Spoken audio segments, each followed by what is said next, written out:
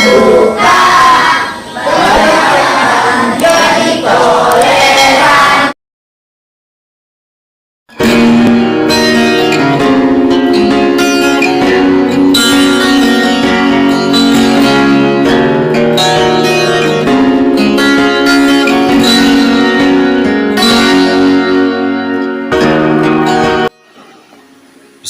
wassalatu wassalamu ala Rasulillah sallallahu alaihi wasallam. Mengenai pengalaman saya menjadi wartawan, dulu dimulai dari saya pernah mencoba mengajar di sebuah yayasan. Saya coba melamar sesuai dengan bidang studi yang saya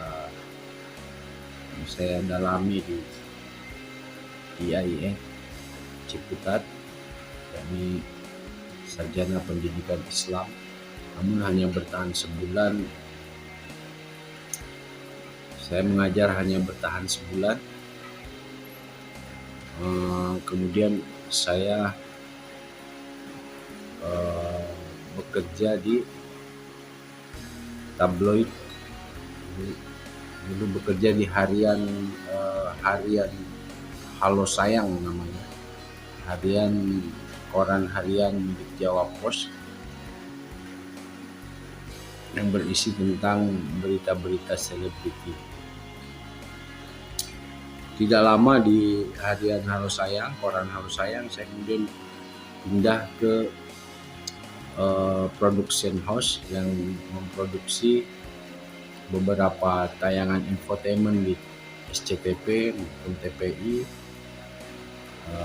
Waktu itu saya menjadi reporter Otista, obrolan artis dalam berita di SCTV. Selepas itu saya kemudian ke Aceh karena sudah agak bosan dengan hiruk pikuk dunia selebriti. Ya, kemudian saya ke Aceh. Saya menjadi wartawan sebuah tabloid daerah di Aceh, tabloid mingguan, tabloid Modus namanya, isinya tentang tabloid hukum dan politik di daerah Aceh. Itu bertahan sampai tsunami. Kemudian tsunami saya pulang, saya pun mulai belajar dengan literasi yang saya baca, dengan literasi yang saya tonton. Secara otodidak saya juga belajar menulis skenario film, dan saya lebih tertarik untuk mendalami film dokumenter. Alhamdulillah, setelah tsunami saya alhamdulillah bisa memproduksi 30 episode film dokumenter tentang orang-orang yang selamat dari tsunami, orang Aceh yang selamat dari tsunami, dan itu tayang di televisi pendidikan Indonesia selama 30 episode. Kemudian setelah itu saya teruskan sebelumnya saya juga pernah menjadi penulis naskah di Cek and Dicek, tabloid hiburan, tayangan selebriti tayang di RCTI. Kemudian saya terus bekerja freelance, yakni membuat program TV, membuat skenario film dan lain-lain yang sejenis itu, sampailah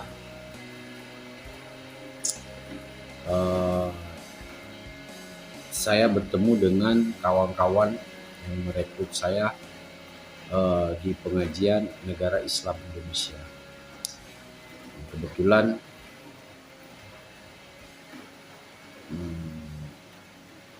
kurangnya literasi agama selama saya menjadi wartawan itu mungkin itulah yang menjadi penyebab saya sangat tertarik sekali dengan yang dibawakan oleh ikhwan-ikhwan NII. Mereka menyodorkan konsep-konsep langsung dari Al-Quran dan Sunnah tentang pendirian negara Islam Indonesia. Sampailah di bab jihad,